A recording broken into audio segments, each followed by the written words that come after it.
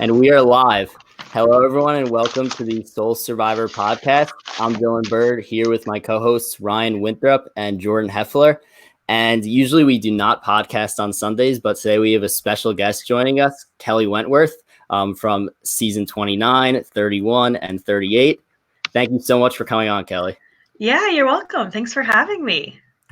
Yeah, so I guess we'll just get right into it because there is so much to talk about with this season. I'm sure everybody's been watching a ton of stuff.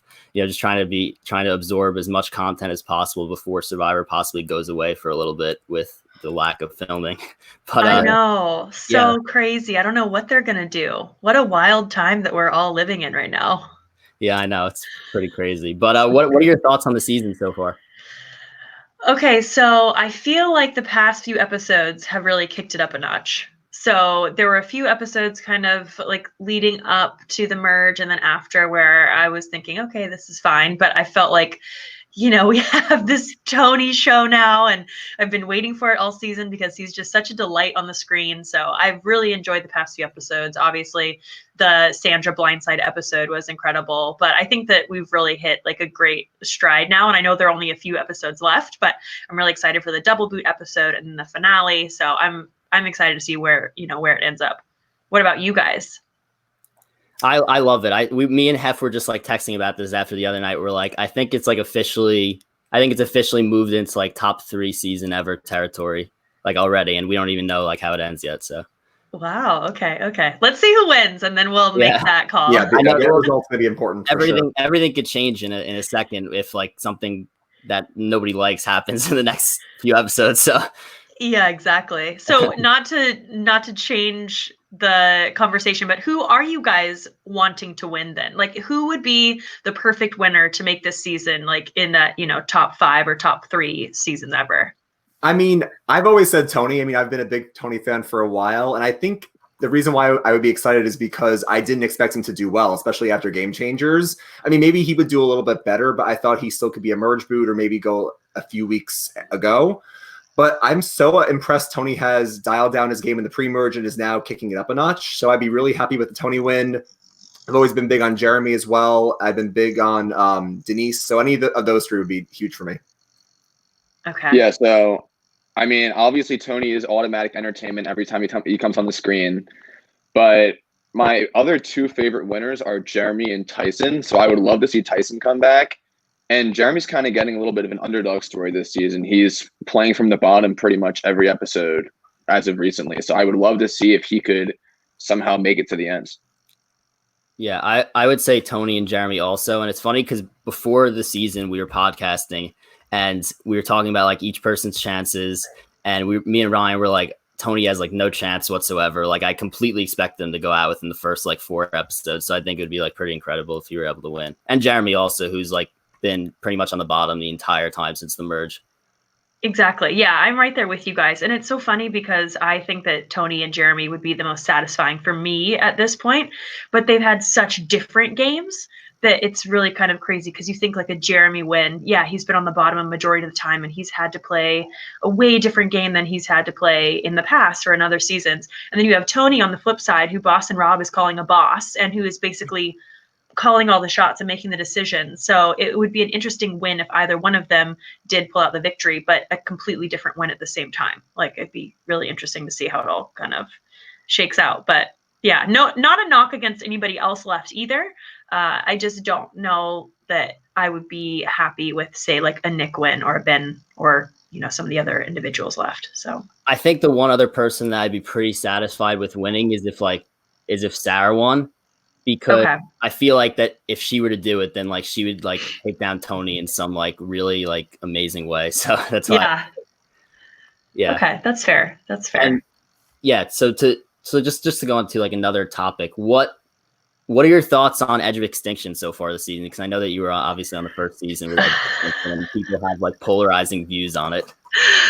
Oh my gosh. Let's see. Where do I start? I feel like I always try to be semi-nice. Like I don't want to be rude and talk trash about the show or anything like that, but I've never liked the Edge of Extinction. I don't mind the idea of it, but I really, and I've said this so many times, people are probably tired of hearing about it, but I just don't like the fact that advantages or disadvantages are put into the game by people on edge of extinction. I just feel like if you're voted out, you should already just be glad that you get a second chance to come back in. I don't think that they should be able to impact the game. Now, last week we had an incredible episode with Tony and those fire tokens, and he was having to negotiate, and it made for great television. So from a producer standpoint, they're like, yeah, this is incredible. But from a player standpoint, it just doesn't feel right. So I don't really like it. I do think that for the viewers, because they are doing more things on Edge of Extinction this year versus the season I was on, it's more interesting to watch. But at the same time, it takes away from the actual gameplay and the people that are still in the game. So I'm conflicted. I understand it. I see they have to keep evolving the game and making it different for viewers. But at the end of the day, like, I would like just a pure game. Obviously, idols included, but remove Edge of Extinction for me, and I'd be fine with it. Yeah, I mean, I think, Kelley, that's the exact view I have, where I feel like they're making it better for the viewers with the token economy and with the constant things to do on EOE right now. But I think you're right, where if an advantage came into the game and completely wrecked somebody, that just wouldn't be fair and would ruin the integrity of the game. Like, I hats off to Tony for successfully navigating the extortion advantage, because he played that so well last week. But Parvati and Natalie could have asked for 10 tokens. He could have never gotten it, would have lost his vote, lost the challenge, and could have went home and got completely screwed. So Right, exactly. And we all would have been rioting probably if that happened. Yeah, if Tony had been screwed because of advantage, I thought that was a ridiculous kind of twist, honestly. And if it was given to anybody but Tony, they were probably done. So I think that just the fact that somebody from Edge of Extinction could just end somebody's game like that theoretically is not great, in my opinion. Mm-hmm. Yeah, I agree with you. So, Kelley, let me ask you. I know I mentioned that Tyson's my boy, and I'm pulling for him to make it back. But do you think that if somebody from EOE comes back and makes it to the end, that the jury will honor their story and vote for them? Because I know a lot of the negative feedback from winners when Chris Underwood won. So do you think that those winners will honor the game from Edge of Extinction, or do they'll vote for a true winner? So I've heard a lot of differing opinions on this. Some people think, well, it's winners. They would never vote for somebody that's been voted out. But I don't necessarily think that's true. I think it depends when you were voted out. So do I think someone like a Natalie or maybe like an Amber or a Danny, if they got back in, could win? I would say the odds are probably very low because they have not been in the game the entire time. Do I think someone like a Sophie or a Kim, if they got back in, could potentially win? Maybe, because they've been in the game so much longer than the others. So if the person that's voted out right before the Edge of Extinction challenge comes back in, like, they were voted out, but they still were in the game majority of the time. So I don't think it's impossible that an Edge of Extinction player could win, but I think that it would really depend who that person is and when they were voted out and how they played up until the point that they were voted out. Yeah, no, that makes sense. Yeah, I pretty much agree with that also.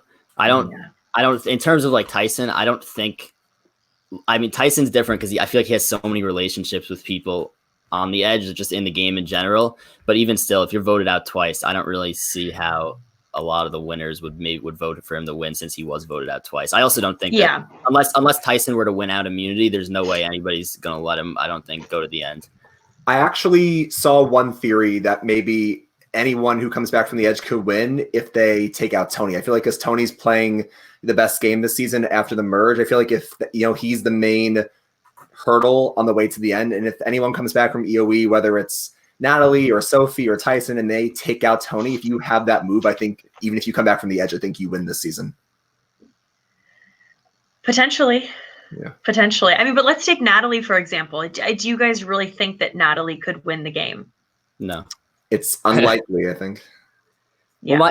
Well, I don't know. It's tough because my thing is, like, I feel like even though it may not, like, their games might not be as flashy, I feel like you have to value Nick and Michelle, let's say, just like kind of hanging on the entire time, and they're still in the game the whole game rather than somebody who voted out first. And like in your season, I thought that Gavin was going to easily win personally. And then like I didn't realize that so many people were valuing, and Chris did play a great game when he came back, but I didn't realize that so many people were even considering that option. Yeah, that's a good point. I mean, you would think that someone that was voted out on day 13. I mean, that was my first season. I only played 13 days. And so I know the difference of playing 13 days versus playing 38 days in the game. And so that's why for me personally, I just couldn't vote for Chris, even though he did what he did in the last 5 days. Also because of the conversations that were had on Edge of Extinction, and there was a lot of help there. I couldn't do it personally. So I was surprised that someone like Aubrey also voted for Chris, but I think there was other things, going on there, trying to make sure the Edge of Extinction meant something. And it's just, everyone has their own opinion on what they want the season to be. So yeah. I wanted to ask Kelley, speaking of Natalie, because I do think Natalie, with how well she's doing in challenges and also how well she's doing finding these advantages, I think she can come back into the game. I just don't know if she can win. So I could see her maybe being like a losing third place finalist, for example. But I wanted to ask, what are you thinking? What are your thoughts on Natalie and Jeremy overall this season, I guess? Also, I feel like it was a little bit unfair. They started out on the same tribe. I think if they were on opposite tribes, they both could have at least made the merge. But what do you think?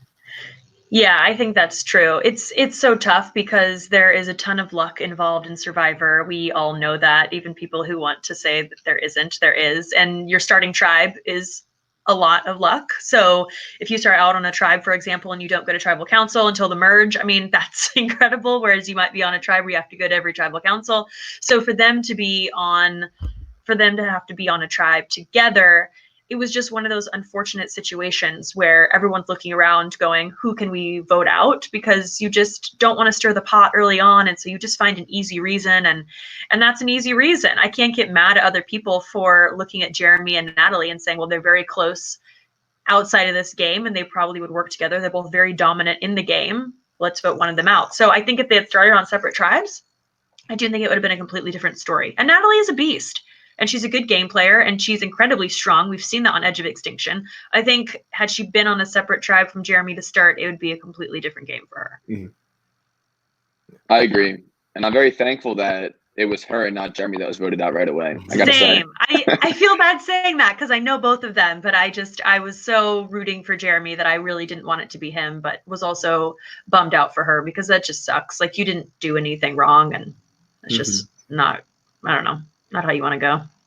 Yeah. What have you thought of Jeremy being like on the bottom this entire time, and like just the fact that he seems to be the target every single week? Well, as someone who knows that feeling, yeah, I feel for him, and I know the game he's having to play. And there's nothing more frustrating than feeling handcuffed. Like, you can't make the decisions. Like in Survivor, you want to make the decisions. You want to be the person that's making those big choices and figuring out who's going to get voted out and making the plans. And when you can't, and you're at the mercy of everyone else just to stay alive another day, it's horrible. It's absolutely horrible. You just feel like helpless and hopeless and you have nothing. So I think he's been doing a good job. I think he's very lucky that Tony now realizes that he needs Jeremy, because if Tony gets rid of Jeremy, I do think that Tony is the next to go if he doesn't have an idol or immunity. So I think that Jeremy is in a good spot now, and that he has other people who realize they need him. So it's a crazy position to be in. I don't envy him. I feel bad for him, but he's doing a good job. And I love Jeremy, so I'm still rooting for him. Yeah, no, I completely agree. And I think it's ironic that Jeremy loves to use the meat shield strategy, because Tony's definitely using Jeremy as his meat shield. Yes. But we see Tony in confessionals saying, I can't let Jeremy get to the end because, he's a great player. He's a family man, firefighter. You can't let Jeremy get to the end. So I feel like Tony's going to keep him around for 1 or 2 more votes, maybe final 6 or 5. And then at that point, I think he's going to finally let Jeremy go at that point, if Tony still is in control at that point. Yeah, it would make sense. Yes. But you just need 1 more day in Survivor. You just need to get to the next day. Like, it's just get to the next day and anything can happen. You can find an idol, you can win immunity, you can weasel your way in with another group. Like, you just have to survive a vote. Mm-hmm. Yeah, I'm curious what you think. Oh, sorry, Dylan. I'm curious what you think is more impressive. Somebody that has taken the reins and was in control for a lot of the votes, or somebody that had to play from the bottom, like yourself or like Jeremy right now, and had the odds stacked against them for so long? What do you think is a more impressive story? Someone that's controlling, or someone that is just completely, as you said, handcuffed? They're impressive in different ways. It's like someone who's in control, obviously you have to respect that because they were able to essentially manipulate everybody into playing the game that they wanted them to play. But at the same time, if someone's on the bottom and consistently getting votes week after week, like obviously they're doing something, they have some sort of relationship with somebody or figuring out a way to survive. So they're two completely different games. So I respect both. Yeah, for sure. And I mean, me personally, I'm a supporter of people playing from the bottom. That's why you're my favorite ever. Oh, well, you stop. Yeah. I mean, Thanks. and I gotta say, it took me a while to like appreciate how good Jeremy was as a winner, because I was so pissed off when you lost the immunity challenge with 4 people left, and Yeah. I was rooting for you the whole time, and I was like kind of salty that Jeremy was the winner, even though he's a beast himself. So it took me a few days, but yeah. I said that great. if I was not able to win that season, and I'm not saying I would have won that season. I think I had a decent shot, but if it couldn't have been me, then I wanted it to be Jeremy. So I'm okay with the fact that he won. And listen, he has 4 kids, and I mean that's not cheap. So he needed that million. All right. So I'm happy for him. He's great. Val's great. He has a wonderful family. So he's a good person. Yeah. Dylan, did you have a question? Yeah, I was gonna say that.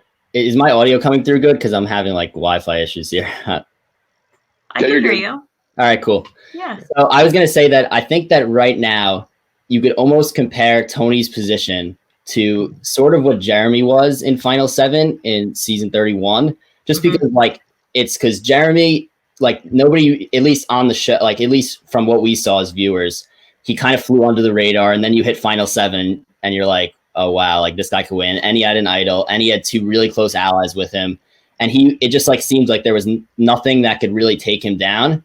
So my question to you is like, if you were playing in this season, what would be your strategy to try to oust Tony right now? Oh my gosh. Tony's so good. He's so good. I mean, Kim tried it, right? Like Kim tried this episode. I went back and I did watch it this morning and kind of took some notes, and she was trying to tell everybody. And I do think it was like Jeremy and Second Chance, where like I knew it, everyone knew it, and yet somehow like Spencer and Tasha were so loyal to him, and it made no sense. I was like, it doesn't make sense. Like, what are you guys doing? Like, there's no way that you're going to win. You didn't get any votes.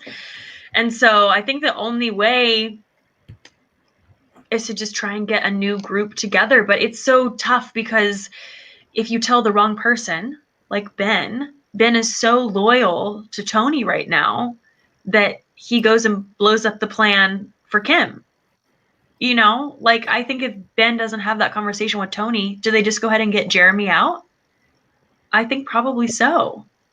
And then in terms of Jeremy, is Michelle going to let him keep the coin, or is he going to have to give it back? Because I feel like Michelle's not really in danger right now, but if she is in danger, she's going to want it back, obviously. Yeah. I think it's his now. But I don't want to jump ahead, but I was a little confused on the vote. Why? Like, obviously the plan going in, despite all the whispering and the craziness, and we can talk about it more later on, but why was Michelle left out? Like, she's so close to Jeremy. And she's supposedly close with Denise and Nick now in this like final 3, whether it's fake or real. And yet everyone was still telling her the vote was Jeremy. Like, why wouldn't they just loop her in on that it was Kim? I was thinking about this as well. And then I also watched, Rob and Steven on the Know-It-Alls a few nights ago. So I was trying to interpret it. When Dylan and I talked on the podcast after the episode, we both thought what you thought, that Kim was the vote, going in. So why was the need for all the whispering? And I think what they brought up on the show was that maybe the plan going in was Jeremy, because the reason why Michelle voted for Jeremy was to vote with the majority. So I feel like the plan before leaving camp was to vote Jeremy. So that's the last thing Michelle knew. So she still voted Jeremy.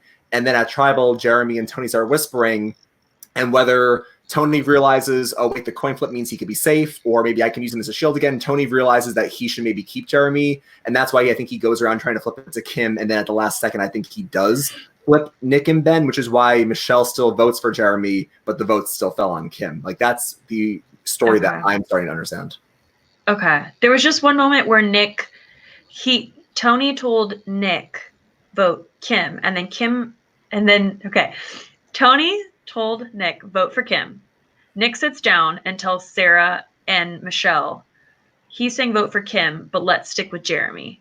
So there just must have been, I guess, conversations we didn't see to try and make it more exciting for the viewer, because it just, the whole thing was such a cluster. It's like, I don't understand why they wouldn't just loop in. Yeah, and that's actually, sorry, go Dylan. I was going to say, I also feel like Tony's kind of onto something these last two votes, because both times he kind of seemed to wait until the last, well, at least the Sophie, definitely he waited till the last minute to like tell everyone. And this time, maybe he knew that the plan was kind of on Jeremy and he wanted Kim. So maybe he just tried to, maybe he started whispering because he just tried to make sure, like tried to swing it right there at Tribal Council last minute when people didn't have a lot of time to think. That's very possible. Yeah.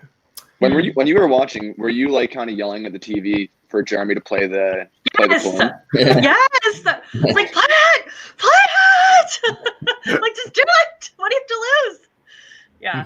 I think I lost my voice watching that episode. It was very stressful. Yes. It's crazy. Yeah. And actually, Kelley, speaking of that Tribal, a question I wanted to ask you was about the whispering, because, you know, it's actually really interesting that I think that you're a great person to ask this question to, because you played on 3 different seasons where the whispering and the craziness were all at different points. So when you played in San Juan del Sur, this was not a thing with the whispering and the craziness. Cambodia started getting a little bit crazy with some of the stuff at Tribal. And then on Edge of Extinction at the Julia vote, it all, you know, blew up there. So I wanted to ask you as a viewer and as a fan, well, you know, what are your thoughts on the whispering and the subtitles? Because some people love it and some people absolutely hate it. So what are your thoughts? I don't mind it to a point.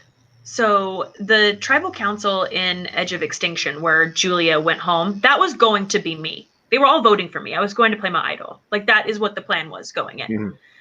So that was definitely a live tribal. Like, that wasn't even necessarily whispering. People just like lost their minds, and, you know, Julie ran over and sat on David's lap and was, I'm jumping ship or whatever. It was crazy.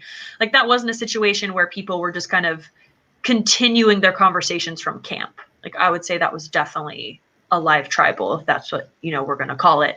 And then I think now people are just using it as a way to create more confusion.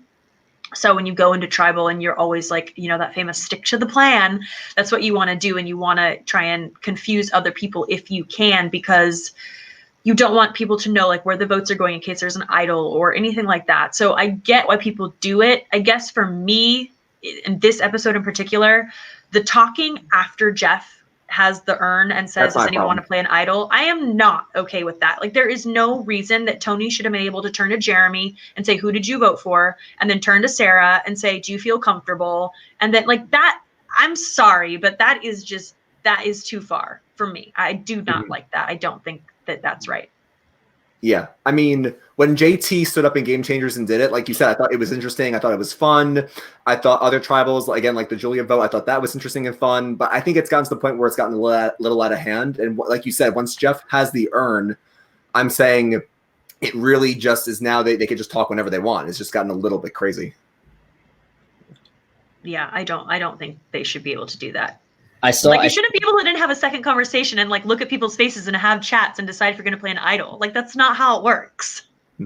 I saw a tweet and it said something like whispering is like new school. It's almost like in baseball, like a lot of people hate like the shift in the field, but like baseball will never get rid of that. It's just like something that the old school fans hate that like is just new about it. And I kind of agree. Like, I feel like Jeff likes the whispering because it is kind of entertaining for the viewers as long as there are subtitles and you can follow what's going on.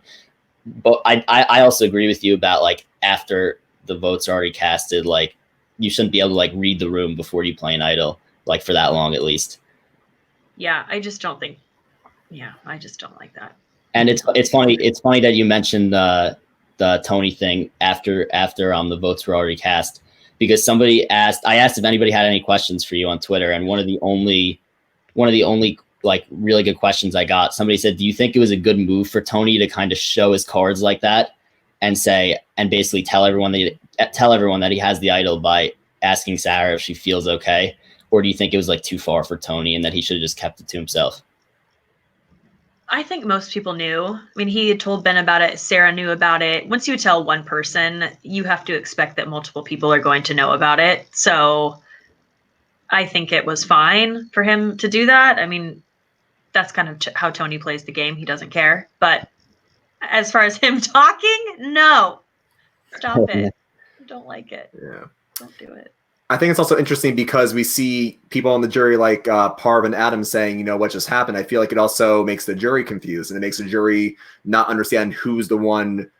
I mean, I'm sure they know Tony's the one that's leading everything, but they're probably saying we don't understand the dynamics there or what just happened. So I feel like it's also confusing for the viewers, but also even for the jury as well sometimes. Yeah, I think so. Mm-hmm. Speaking of the jury and watching, what do you guys think they thought about Denise and what she did? Denise, in terms of like the Sandra vote? No, like how she told Jeremy, like, I'm done, like, I'm not talking to you. Like, do you think that was a big turnoff for the jury? I would have respected it.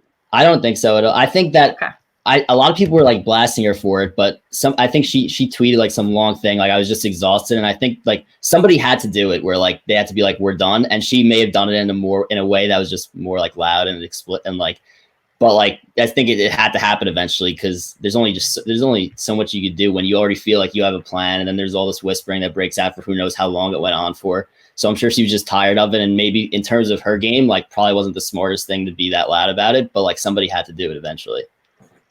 I would have thought it was a baller move if it ended up working for her, but since she was in the minority alliance, it looked kind of stupid because she was so comfortable with where she stood in the vote and she didn't want to talk anymore. But if that vote went in her favor, I would have thought that was a pretty boss move. I saw it. I actually saw it compared to your season in Final Six when Jeremy realized that Kimmy betrayed him, and he was so angry at her and was just like, "You're next. You're done. You're done." And then she ends up going home that tribal because of the no vote, because of the whole crazy thing that happened. Mm-hmm. But like, I think Denise is in pretty big trouble now, honestly. Mostly because she lost Kim, but like also because like that reason also. But she has that deal with Nick and Michelle. Yeah, I think. And Michelle and Jeremy are close. So, like, could those four take control?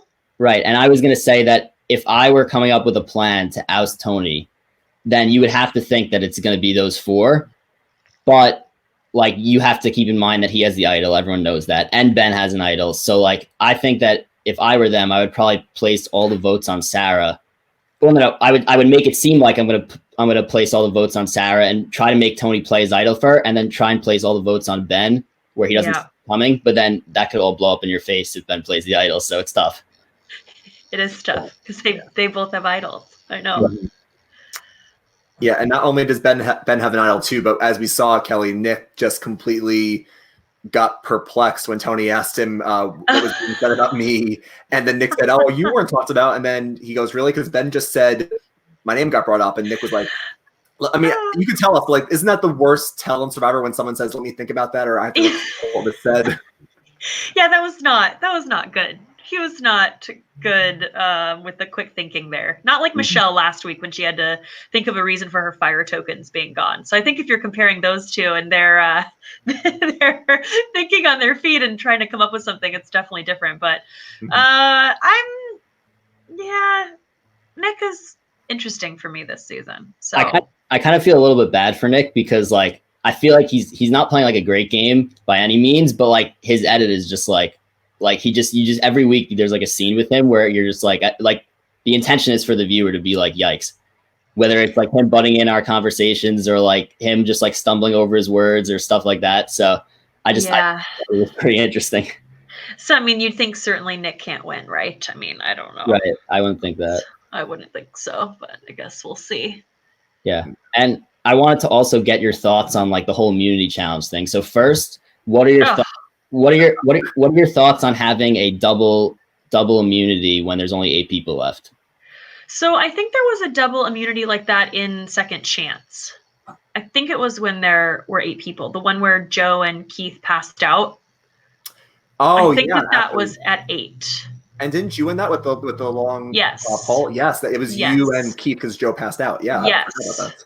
Yeah. So, I mean, I'm okay with it. I do think though that when the stakes are that high, it was a little odd to see everybody step down. And people will probably say, if you ask those people why they stepped down, they'll probably say that they weren't feeling confident that they were going to be able to last that long, or they were falling off.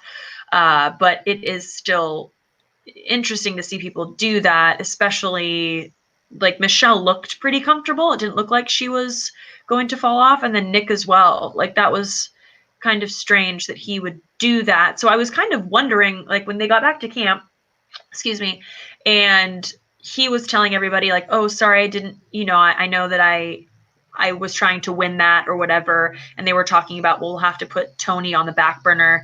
Like, I'm wondering if Nick really did want Tony out though. Like if he was in with that plan, because it's difficult to tell. Like, I feel like if he really wanted Tony out, he could have won that immunity. I just think like, why did he step down?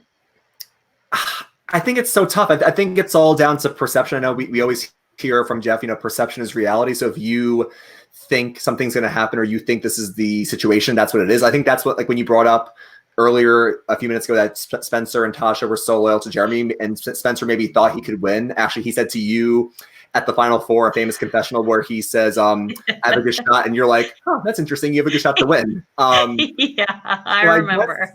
I guess Nick's perception, if that's true, Nick has been on the outs since the merge where, he was the decoy with Wendell, the decoy with Adam, the decoy with Tyson. I feel like he finally feels a part of something. So maybe that's why he's doing these things for Tony and to help Tony, maybe because he feels that either he could beat him or he could get rid of him later. I think he finally feels part of something, and that's why he's doing these things, maybe.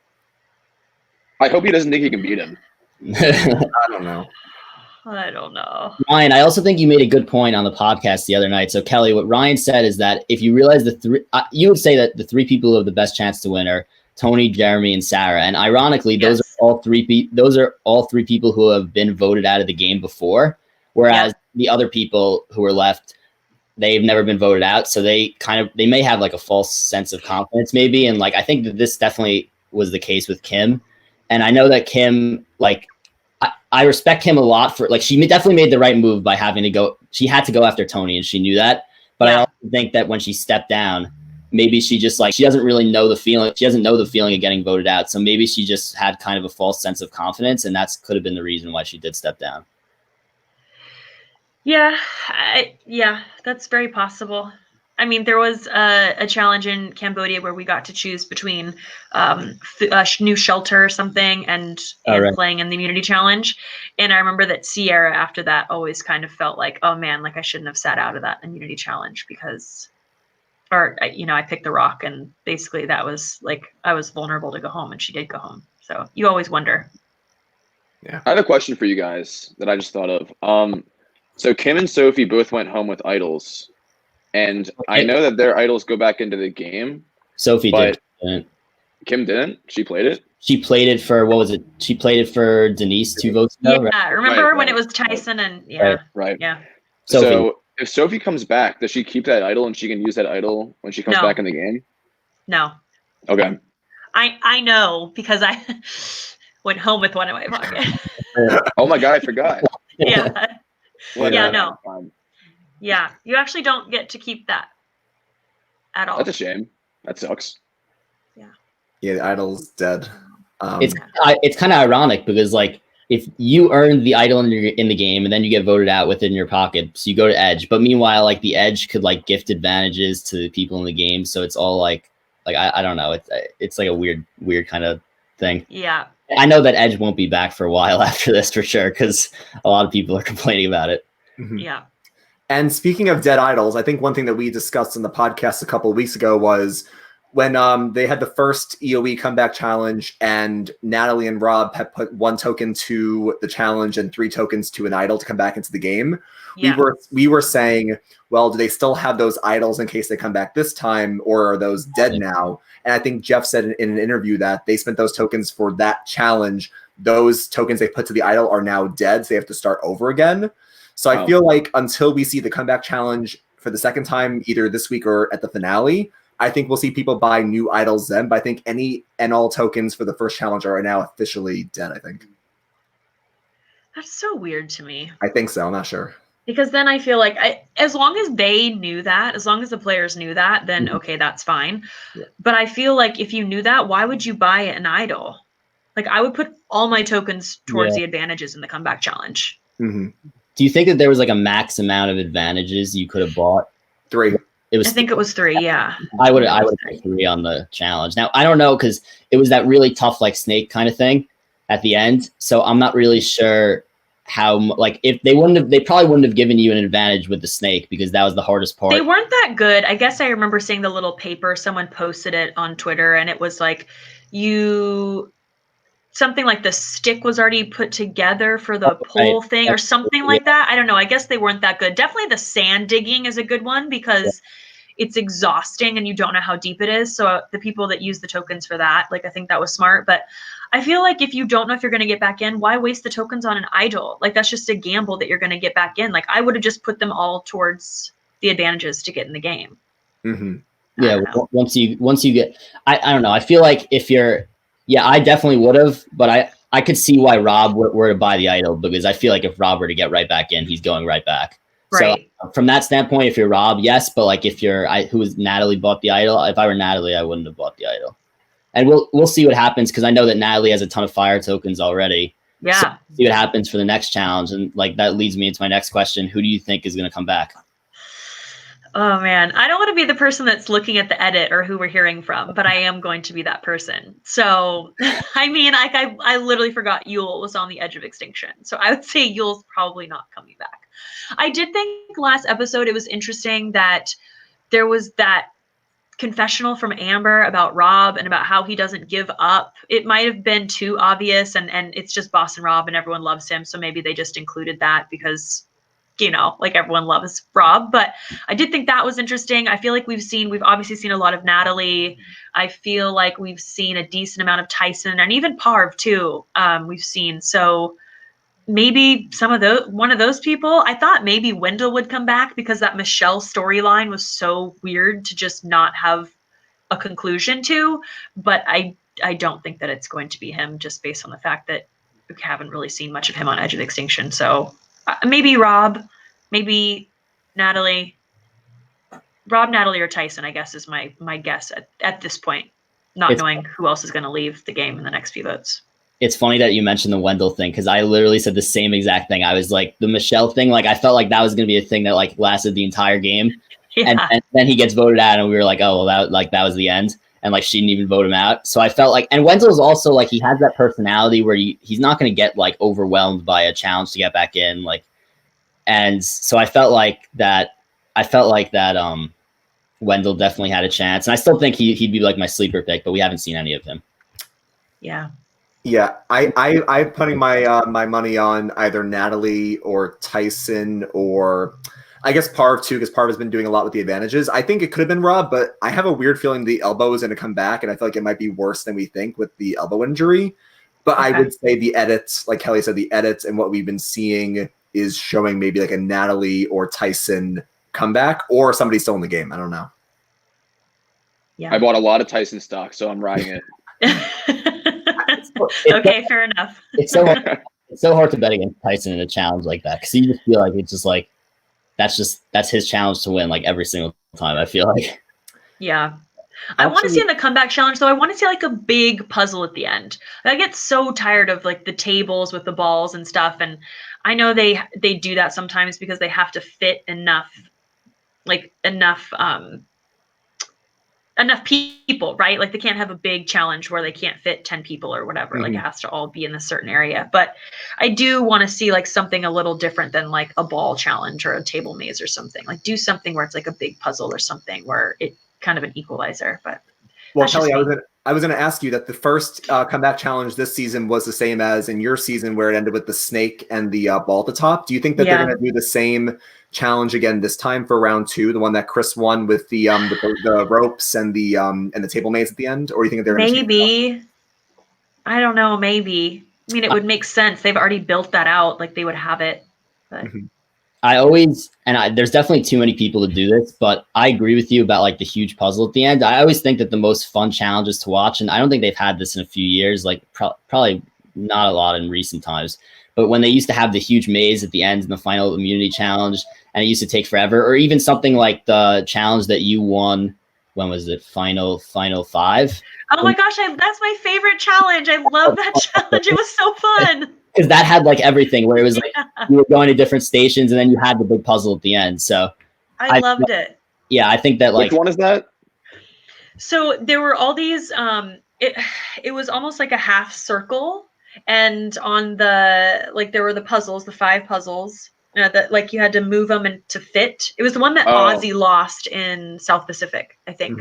But I got you. And then you had to go to these different stations. And so one of them was like building a bridge to go across. And then one was like opening knots and going through it. And so there was strategy in figuring out like what one should I do first, because some of them are easier than the others. So I started with the hardest one, which was the bridge one with the planks. And then it's like once you get that one done, then everything else is easy. Whereas everyone else waited to do that one last and they got stuck behind each other. So because one person in front of you with the planks is going slow, like you can only go as fast as the person in front of you. Could you imagine if they did that challenge and they made like a full circle to get back in? People would be like killing each other on the station. I know, and it would be so awesome. I love challenges like that. Like I'm over the endurance stuff. Like I'm over it. I don't want to see anyone standing on another thing. I wanted them to go like the first challenge of the season. People were like killing each other, and I was like, I expected that because like heroes, villains, it was like that was the theme of the season. Like the challenges were like crazy like that, where people were just like wrestling the whole time. And this, it's been like mostly endurance stuff. Like I don't know, are they worried about like somebody getting hurt? Like I don't really know. I don't know. Yeah. And speaking of the challenges, another question I wanted to ask Kelley was if this second EOE comeback challenge is the same as your season, where it had, you know, the ropes and then going across the bridge in the table maze, if they still can buy up to 3 advantages, since you've played that challenge before, what do you think those advantages could be? Like, do you think it would be less ropes or like 1 less ball? Like, what do you think? Let's see. I don't think it would be 1 less ball because it was 2 balls on the end. Okay. I think, so I'm trying to think of what we did. So when we started, you had to like go through the ropes and there was almost like a fence. You had to go like over, under to get through. And then what was the second part of it? You had to, like, I think it was a plank thing. Maybe I'm not remembering correctly. I don't know. There were like four different stations. So right now, let's see. I think it was like a rope plank thing. Like you had to like remove like ropes from like the. I know what it was. Yeah, you had to you had these long ropes and they had clips on the end, and you basically had to clip the rope so that you could then like walk or, you know, crawl across the thing. So maybe like less of those, and then maybe, gosh, I don't know. It's so hard to tell. I don't know. I'm not sure. Yeah, it's tough. Do you guys have any questions? Like I wanted to like ask you a little bit about like the seasons that you played in. Like we spoke a ton about Winners at War and stuff. Do you guys have any questions that you guys want to ask? About Winners at War, about other seasons Kelley played? About like the seasons that Kelley has played in. Yeah, so the question I wanted to ask you, Kelley, was about the idols in Cambodia, because it's kind of like a 2-part question. Yes. Because not only were the idol plays themselves pretty amazing, but also like you didn't find them in traditional places. It was under the shelter and in a challenge. So Yes. the 2-part question was, which idol finding it in the challenge or under the shelter was more, I guess, memorable to you or whatever, and then which idol play, like Final 6 Deadlock or the Savage Bear, like which play was your favorite, I guess? Okay, so both idol finds were difficult. Yeah. Because I had like in the one, I had to find it in the challenge, and that was very stressful, especially because it was the first challenge of the season. Like there's so many nerves and you want to win and you don't want to get caught right away. And I had like a lot on my shoulders because everyone had labeled me like this waste of a space on the season. And so I felt like so much pressure to get that idol. And then the second one, obviously having to get it in camp and make sure everyone was gone and thinking of a plan, like what if somebody comes back and what am I going to tell them? Like my glasses fell down on the ground under the shelter and I was getting them, like what's my lie going to be?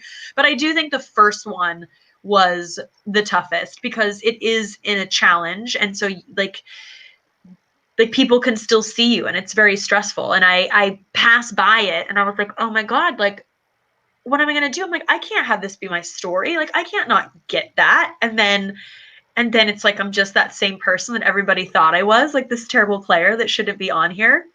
So I think that one was more difficult for a lot of reasons. And then the Andrew Savage was hands down the best.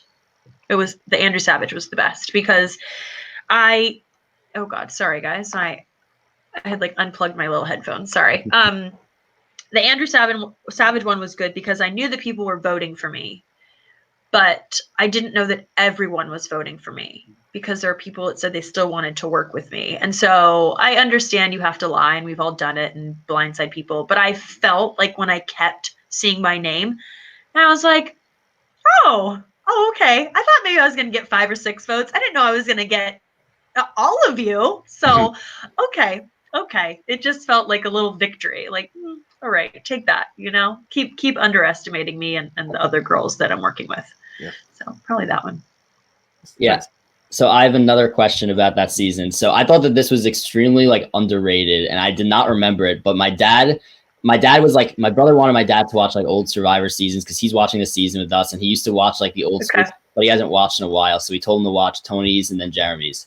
So I was rewatching with him and in the final 5 the final 5. So when you won the immunity and you knew that Keith was going home and you made the fake. Oh God, don't bring up this horrible memory. Okay. I completely forgot that, but I was wondering, did you if you could do it again? And I'm wondering kind of why you didn't do this in the first time. And I don't know. I don't know what I would have been thinking in the time. Would you have like played it up yourself rather than give it to Keith to play it up? Well, knowing what I know now and how it all played out, yes. So let me explain my thinking and why I did it that way. So basically, I knew that it was either going to be Keith or I that were going home at Final 5. So that season was the first season where they said on the idol clue that all of the idols will look different. Mm-hmm. So from the day that I found that idol and I saw that clue, I started collecting things from the beach. So on all of our torches and the bags and the tree mails, like there's always little trinkets on them with like beads and little like medallions and charms. And so I would just take like little things. Like I didn't try to be obvious about it. Like if you take all the beads off of someone's torch, like they're going to notice like where the hell are all my beads and charms. So I would just take like little ones. And so I had this collection in the bottom of my bag and I thought I'm just going to keep all this, and if I need to make a fake idol I will. And I kept the paper as well. So like for both my idols I kept the idol clue, like the paper. So at Final 5 I was like, great, like I have all these things to make this. I had string, I had everything. I had the idol clue. Like it literally was after the merge. It was the idol clue. So if you get an idol and it doesn't have a clue, you know that it's probably not real. So I put this thing together. I was like, oh my God. It says on the idol clue, they all look different. Like no one's going to know if this is real or not. It has the instructions with it. Like it's literally, why would anyone not believe it? So why did I not pretend to play it for Keith? Because the way that I had played the idols up to that point was very flashy. Like I waited until after the vote was read. I was like, Jeff, I have an idol. Like I felt like if I tried to play it up before the vote, that they wouldn't believe me. So, and now looking back, like I should have just done it. It would have been better than giving it to Keith and relying on somebody else to do it. But I was also like physically and mentally drained. Like I lost 31 pounds that season. I was on the bottom for so long that I was just like my head. I was barely thinking straight at that point. So I was like, okay, he has it. Like it literally has the idol clue. All he has to do is pull it out and be like, hey, Jeff, like I have an idol, not going home tonight. Whereas I thought if I had the necklace and I pull it out and said like, hey, Keith, like this is for you. You're not going home tonight. I didn't think they would believe me because they would probably think I would have just given it to him to play after the votes.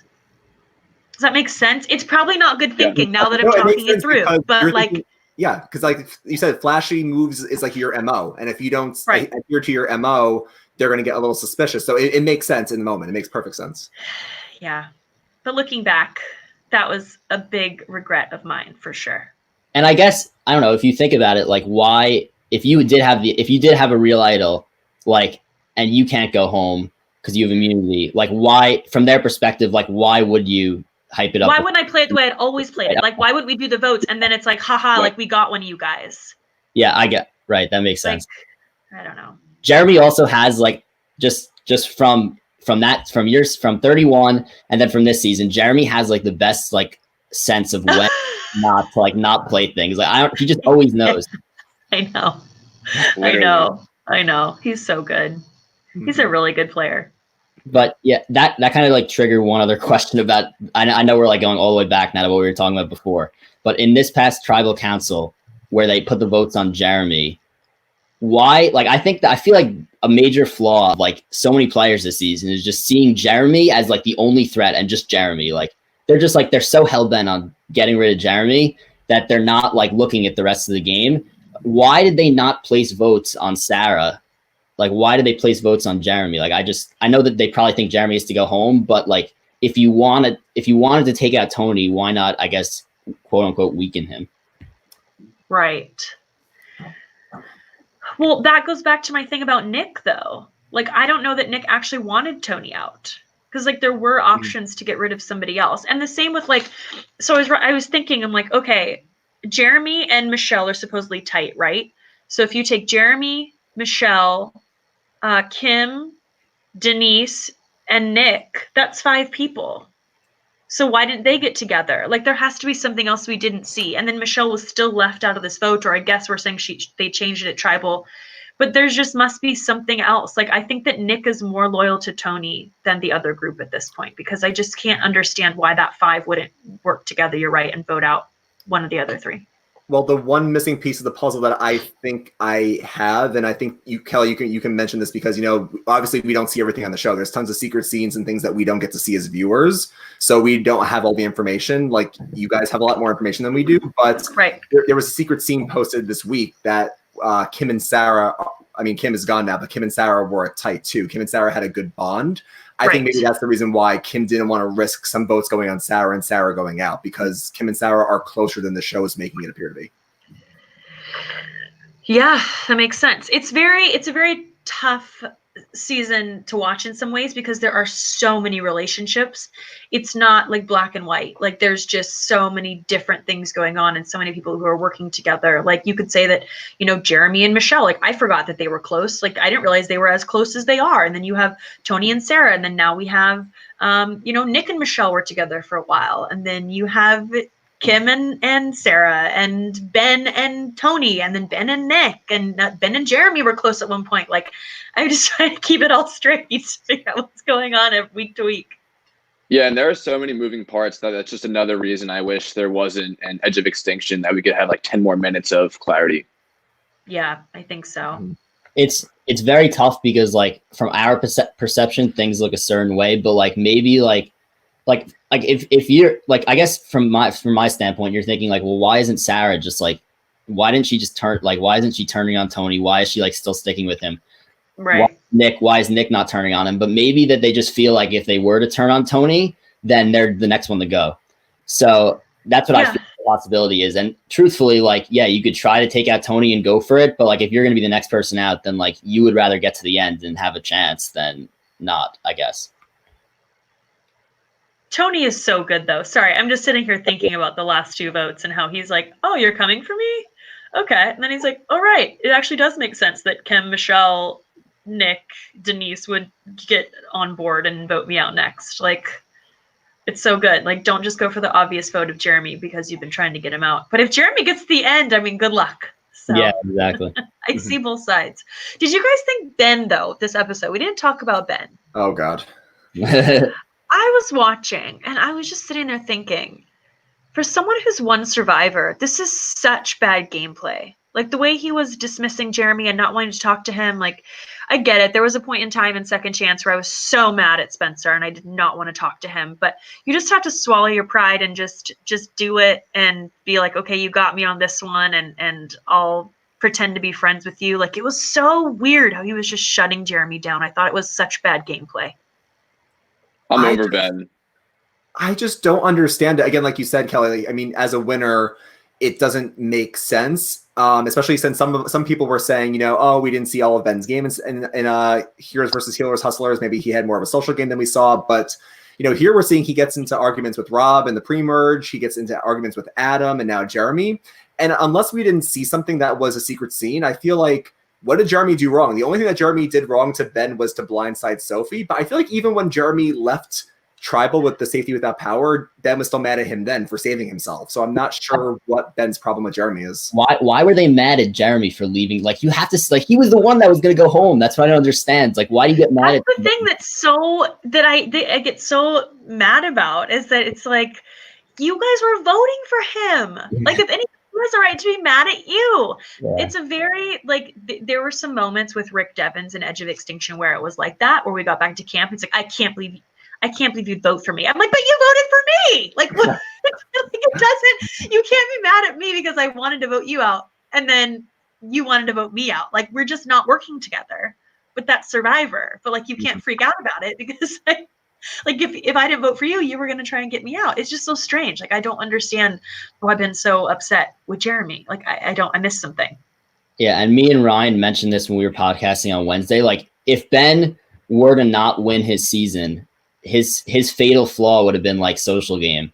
Like, not like, there were people who like didn't really like him. Like, everyone wanted him out, but he kept like finding idols, and like then he had the fire making, so that was controversial and everything. But like, he just like, you feel like a lot of players have like, and again, like, it's mostly the ones who have had a season where they got voted out, but like they learned what they did wrong and they're trying to correct it. And Ben kind of even mentioned it, like, I'm trying to play a better social game, but like there's no benefit from him just not talking to Jeremy. Like, there's literally no benefit at all. Zero. It just makes him look like a jerk. Right. Yeah. It was very odd to watch. Yeah, I don't know. Ben is interesting. He's like, I feel like he's all over the place also. Like, if you tell him something, he'll go tell it someone else. So he's like a huge wild card, like, honestly, like going both ways and both like sides right now. And then he tried to hide the idol from Tony when Tony was right there. I was like, this is just not a good episode for Ben. Nope. Not good. A lot of people think that Ben is in the perfect spot right now to be blindsided by Tony with an idol in his pocket. And I think that's kind of funny because I can completely see it happening. I would love that. I would love that.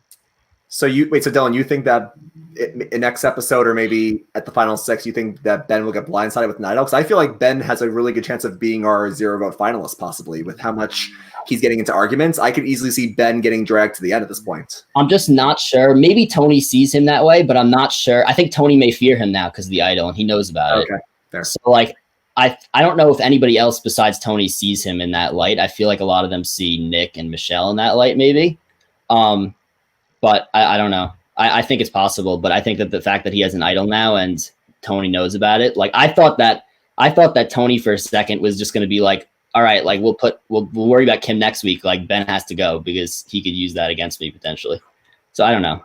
I think Denise is mainly in trouble though, if I had to guess one person for the next, like, the immediate next episode. What do you guys think? Who do you think is going to go home next? Well, it's a double boot episode, right? Right. Oh man. I'm just forever worried about Jeremy, so I feel like every week I'm like, oh God, please don't be Jeremy. I at least want Jeremy in the finale. I think Denise could be in trouble. I think maybe Sarah. Maybe. Yeah, I think it's definitely possible. Yeah. That's what I would guess. Yeah. Hef, what do you think? I was going to say Sarah because I think they're going to try to go after Tony by targeting Sarah. And I think Nick, actually. I can see Michelle and Denise teaming up in their mini alliance and kind of bouncing Nick. And then Tony and Jeremy teaming up and making a solid 4 there for the first vote out. What benefit would they get? I'd be down with that. Right? I like that 4. Wait. Okay. Yeah. Make it happen. Say that 4 again. It's the 2 duos of Tony and Jeremy and Denise and Michelle. Yeah, I like that a lot also. I like that a lot. I would be super happy with that. So speak it into existence. Please happen. It's officially happening. Something that's so underrated is like Tony's social game. Like people just like believe everything he says, but like then they say they don't believe it, but they go along with it. Like it's just like a gift. I don't know. He's so good. He's so good. I think before the season, people were saying we don't know if Tony has a social game because he won Kaguya with the flashing moves and the strategy, but we see him have amazing social game in the pre-merge where he's building the ladders and he's chasing sharks. So Tony was great and really fun early on this season. And then the fact that he got 3 winners to give him a fire token, like you can't say he doesn't have a social game if he's able to pull that off. Don't you need a social game to get Wu to take you to final 2? Exactly. I mean, that's just nuts. Mm-hmm. And I feel like he's doing the same thing this season, though. Like, I do feel like he's got people who are just, like, in his back pocket. Like, loyal to him.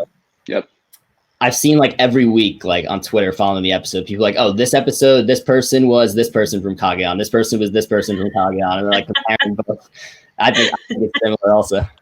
That's awesome.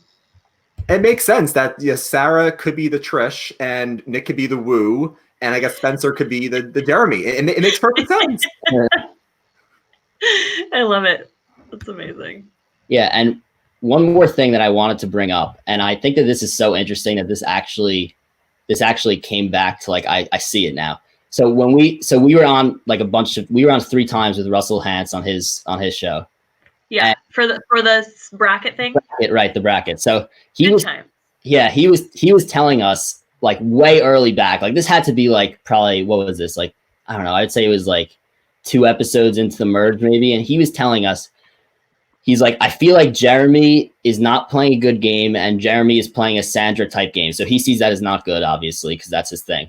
But yeah. I was just saying like, what is he talking about? He's crazy. But now that we're here, I think Jeremy is playing a good game because I think that he's been on the bottom and his name's been out there every time and he's somehow still there. But I kind of do see the parallel between him and Sandra where he's kind of just like trying to just survive. And if he does get to the end, he will win because he's so good socially. Right.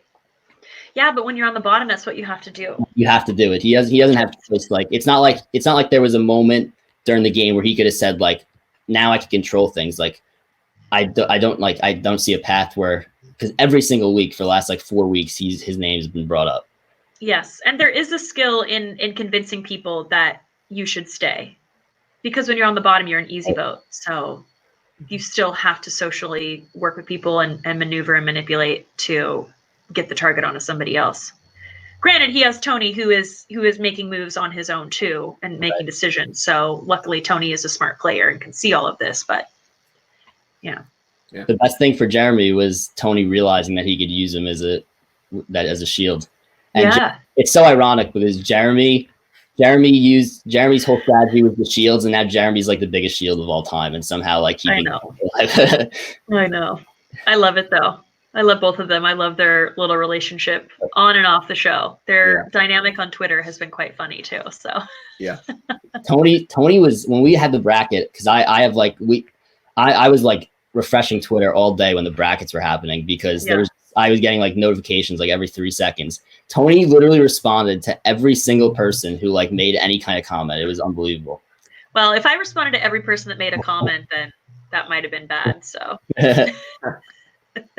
it's so funny though, because I can't, like Tony was just, I don't know, he was just sitting there all day, and then he like led the campaign for him to beat Jeremy in the bracket thing. It was hilarious. I know, he's really funny. Yeah, I want to see if anybody who's watching this has questions, then throw it in the chat and we could talk about something else for the next 5 minutes while we wait for questions to come in. So Ryan or Hef, do you have any other questions? I have a really random question. Okay. And I thought of this when you were talking about how you took the beads off somebody's torch. Mm-hmm. Like super random question. Does everybody have their own torch, or are they just all lined up and you take whichever one you see first to bring the tribal? You have your own torch. How do you know which one's yours? It has your name on it. That's sick. Yeah. Yeah, it has your name on it. So sometimes though, when you leave tribal council and you're voted out, like you might grab the wrong torch, but it'll get swapped. But yeah. Survivor gods fix it. Yeah, exactly. The Survivor gods, aka Jeff Probst and team. So you do have your own torch with your name on it. Yep. Mm-hmm. All right, cool. Thank you. Yeah, you're welcome. It is actually really cool, not to talk too much about the torches, but it is pretty neat because they're different every season, obviously, based on the theme, and they do attach like all these weird little charms and beads, and they're all different. Like all the torches, the way that they look is the same as far as the design, but the stuff that they add to them, it's all different. So some people will have this type of bead, and some people will have this charm and this, and some have more, and it's kind of cool. So. Yeah. Yeah. I love those little random Survivor tidbits. Yeah. Ryan, you, What's up? I was gonna say, you have anything? No, I mean, I'm just really excited for this next episode for 2 hours. I think this is what we as fans have been waiting for, with longer episodes, more time for the strategy. And if they want to show EOE for a good amount of time, that's fine, because it's 2 hours. We just need to see more of the strategy. I think the thing I'm most excited for is the 50-50 coin, because Final 7 is the last time Jeremy or Michelle can use it. So whether Michelle takes it back or Jeremy plays it on himself, it's going to get used. So I'm excited to see who uses it and if it lands on safe or not. Did you guys think that was a good use of fire tokens? Because I still think that I would not have purchased that. At the time, my opinion, and I said this on our podcast, my opinion was that at the time nobody had really like used fire tokens like that. And so, like, I feel like you have to jump on the opportunity while you have it to spend it. And granted, you don't know where it's going to get you later in the game, but like this could help you later in the game. Now I feel like obviously hindsight's 2020, but looking back on it, I don't think it was good, because Michelle never wound up being on the chopping block, and she's like using it for Jeremy, but then voting Jeremy. So it's like kind of a weird thing. But I think, yeah, just because it was Michelle and she hasn't been in danger, I would say in hindsight, it probably wasn't good. But at the time I liked it, because I just thought that you had to use it while you had the chance. Okay. Yeah, I mean, the only counterpoint I would make is that Michelle, at this point, after buying the coin, she knows that you get 2 tokens after the merge for winning a challenge, so you can come by tokens more easily. Also, Michelle probably has the best social game on the show right now, so people are always going to give her tokens. So I think between the 2 from winning an immunity challenge and from people giving you their tokens when they leave, I feel like Michelle probably thought, I can earn this back up, maybe. I don't know. Okay. She low-key lucked out too, because if she didn't use her tokens on that advantage, she might have gotten hit with the extortion advantage that Tony got. Yeah. She was hit up. She just didn't have anything to give. Yeah, that's very true. She actually, very low key, she had an amazing excuse to Tony, and Tony completely bought it. It was so good. Yeah, same. Like, she just was like, thinking. It was so good. Yeah. All right. Could Michelle win this season? Last question before we answer questions. Mm-hmm. Oh wait, what did you say? Do you think Michelle could win this season? I think she's low-key playing a very good game, but if she's next to like a Tony or a Jeremy, no way. Okay. But if she's next to Nick and Ben, easily. Yeah. Okay. I think it's funny, Kelley, because you brought up earlier in the show that we try not to read the edit, but we naturally just read the edits. Yeah. I think pre-merge, when we saw Michelle doing a little bit more and she was talking to Rob about, no one respects me for my win, and Rob's like, hey, if you won, you won. I thought that was maybe the show saying she's going to do better this time. But I feel like now I'm seeing an edit where she's going to get to the end. They're going to say, I don't know if you did enough this time again to win. So I'm not sure. Yeah. Pre-merge, I thought she was one of the favorites, because she was playing amazing pre-merge. She was like so much screen time. And then the whole thing with her and Wendell, she was like in good light, and Wendell's made out to be the villain. So I thought that like they were going to maybe have an alliance, like a secret one. And then she was going to like blindside him, and like that was going to be like her story. Then Wendell got blurted out abruptly, and I was like, well, that was that. Right. But I don't know. I think that she has to be like one of the best social players like ever. Like people just like, nobody ever like considers voting her out, and she's just like very reliable if you want to work with her. Like everyone seems to really like her. So I think that like she is she's playing a great social game. So I think that in order for her to win, though, she needs to sit next to probably Nick and an edge returnee, or Nick and Ben or something like that. Because I don't think he wins going up against a lot of others. Yeah, I think those are all fair points. Yeah. And I've met Michelle, and she is very charming. She's very easy to get along with, and almost has that parv thing. I don't even know what that thing is, and you just meet somebody and they're just very charming and fun to be around. So I think that's probably why she does really well socially with a lot of people. But I'm with you guys in that I just don't know who she could beat, just because of the way that like Tony has played and Jeremy is playing kind of from this bottom position. So we'll see. I think she would have a chance against Denise, but Denise is always going to hang her hat on the Sandra move. Right. But what about Ben? Like, where does Ben stand? I don't think Ben can win. I don't think Ben can beat anybody. Like, okay. I don't. So. Okay. All right. Fair. All right. So we have a few questions here. So this is an interesting one because, let's see. All right. Perfect. Who do you guys think is the more powerful duo, Jeremy and Nat or Tony and Sarah? Well, unfortunately, we did not get to see Jeremy and Natalie. I feel so bad for Natalie that she was put on the same tribe as Jeremy, and I know that you guys were talking about this when I was like Wi-Fi out or whatever. But I just feel like they're different players. Like Jeremy and Natalie are very different players from Tony and Sarah. So even if Natalie were in the game, I just don't think that it would be easy to compare them. I have felt that Sarah has been a little emotional this season. Maybe she has played like that before and we just haven't seen it. But I personally have to go with Jeremy and Natalie all day, but that's because of personal reasons. So I'll let you guys take this one. Yeah, I mean, you guys can answer. What do you think? I think that I would have loved to see Jeremy and Natalie actually like play, and I feel like Natalie got a raw deal here where she was on the same tribe as Jeremy, and that was that you couldn't avoid that. So it's so unfortunate because I thought Natalie was set up so well for this season, if not for being unlucky being on the same tribe as Jeremy. Because if you guys don't remember, she was going to be on Game Changers, but because of a concussion issue, she wasn't able to go on.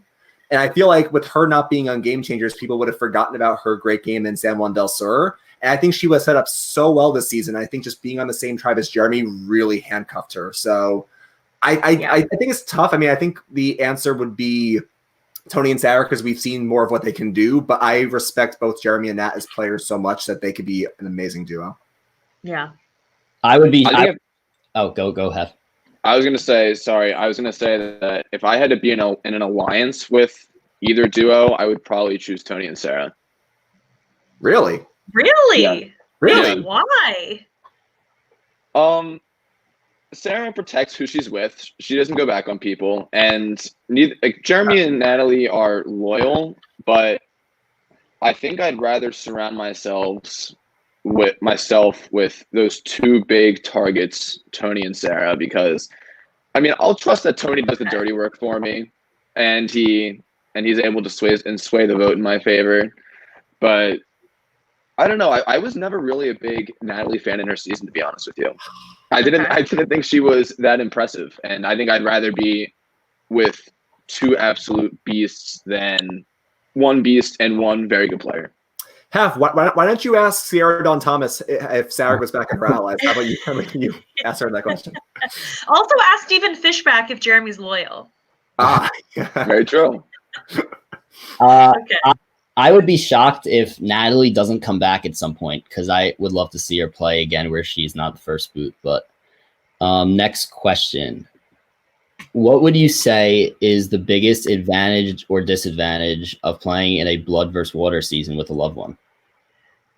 Oh, well, the disadvantage is that Survivor is an individual game. So playing with a loved one, it just makes it very hard. I know there are some players that say they would never play with a loved one. And obviously my first season playing with my dad, it allowed me the opportunity to come back and play in different seasons. So I wouldn't take it back for anything. But specifically for me, playing with my dad, I was just so worried about him, and you can't focus on yourself because you have this other person that you care about. So the benefit is that you have someone you can trust and that has your back. You don't have to question someone's intentions. But the disadvantage is that you can't play for yourself. I mean, yes, okay, you have someone like Sierra who voted out her mom. Yes, I know, we've heard it 100 times. She voted out her mom, but it's really not that easy to do. And for me personally, I just worried about my dad. Like, I worried about his health. I worried if people were being nice to him. I worried if he was rocking the boat. Like, is he safe? Like, just all that stuff. So for me, it was just always in the back of my mind, and it made it very difficult for me to just play like my game because it was kind of like our game.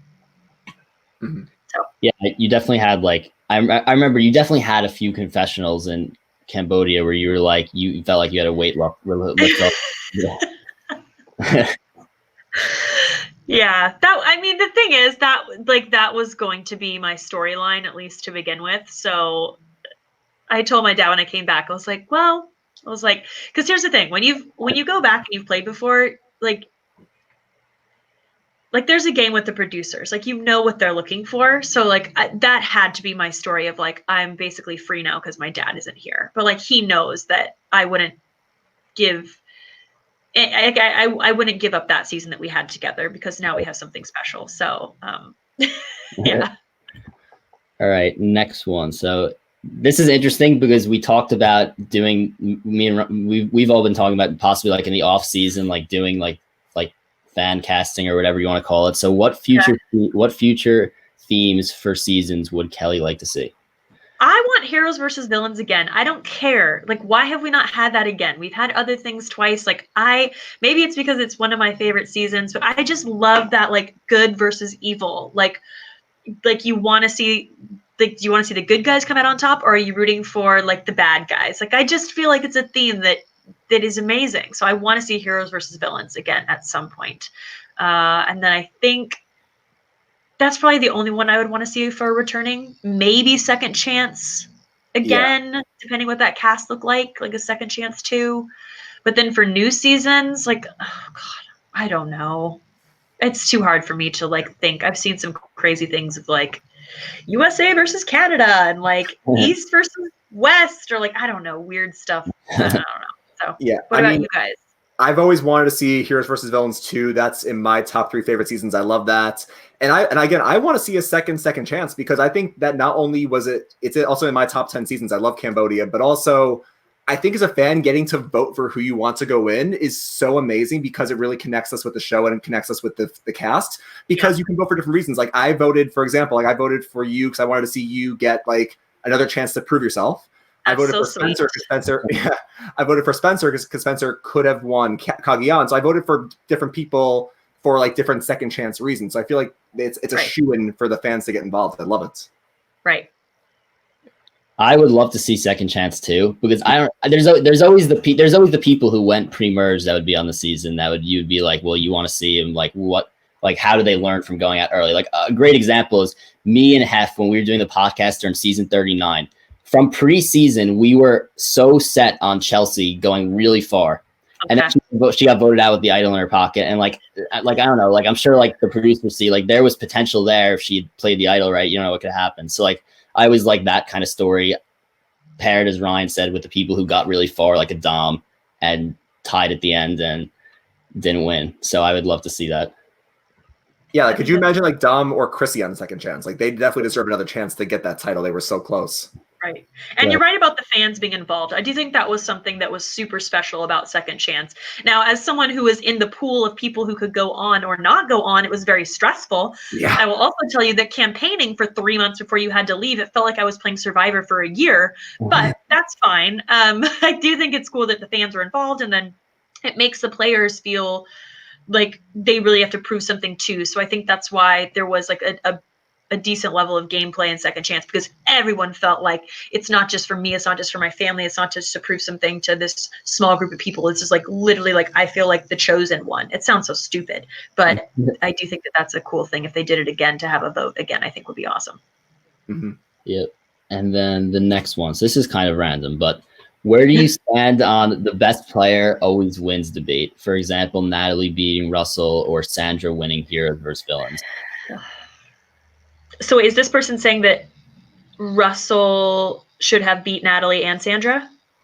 I guess, or Russell, or at least maybe, I don't know, or at least definitely Russell, I guess, should have beat Natalie, but I guess he also means like Parvati or Russell. Okay.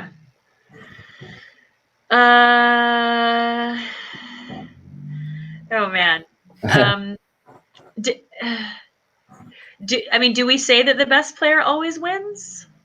It's difficult because you have to respect a jury that chooses. Like, we're not on the season, so we can't, as viewers, say, oh, this person shouldn't have won. I mean, it's also up to the producers to give us enough information about the winner for us to want to see them win. So if that's not the case, then you have to wonder why that was. But I don't know. Even if I don't agree, I'm like, well, they have the million and I don't. So it doesn't really matter, does it? Right, exactly. And I think that there's always like, you as a viewer, you want the flashy moves, and like your mind thinks about the flashy moves, but like social game, even if it's very low key, is such a huge part of it. So like, I don't know if Tommy from last season went up against somebody who had made more flashy moves, like, I don't know, maybe Tommy would be seen as like somebody who shouldn't have won, but Tommy, like, did he even get a single vote against him all year? Like he was just such a perfect like social player. And even like Michelle, like, I know a lot of people thought that Aubrey should have won, but like clearly she played like the perfect social game that like everyone was on her side and people saw what she did, like even though it was low key. And like that's a hard thing to show on TV. So but we wanted Aubrey to win, or people wanted Aubrey to win because of the edit we were shown. Right. So it's a tough question. I don't know. Yeah, it is a tough question. All right. So the next one we kind of spoke about, but I guess not like specifically. When do you think Tony should get rid of Jeremy? Depends how long he has his idol.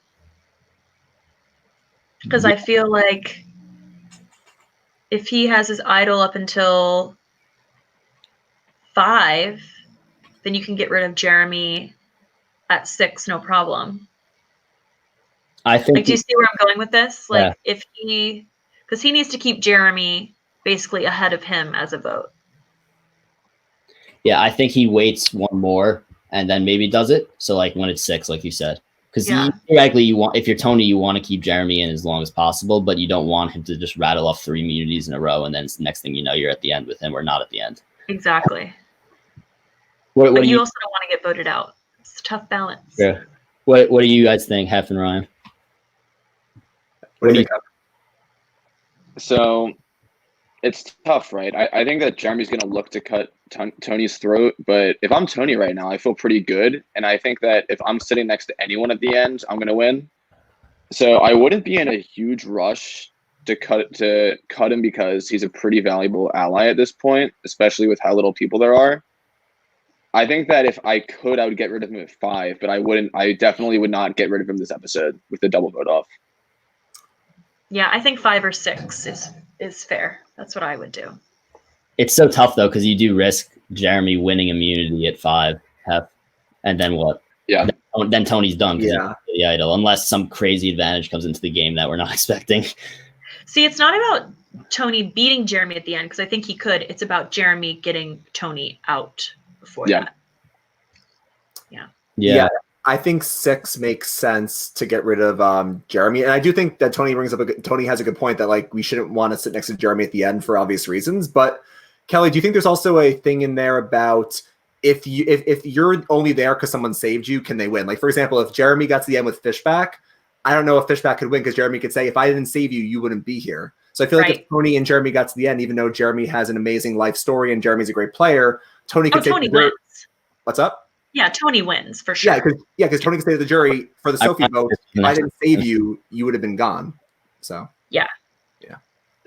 Ironically, this was the next question. Yeah. Who would you vote for, Tony and Jeremy, or together? You have to vote for Tony. He's been so good. Like, and he can even go back and say, my entire game, like I didn't kick it into gear until final 9. Because I had to play differently than my first few times. So I couldn't make those moves. Like his whole story is great for a winning story. Like he could just have this crazy case of like, I had to play low key. I had to change my game. I changed my game. And then when it really did count, I was able to, push on the gas pedal and go. So, I mean, if he gets to the end, he deserves to win, in my opinion. Like that would be amazing.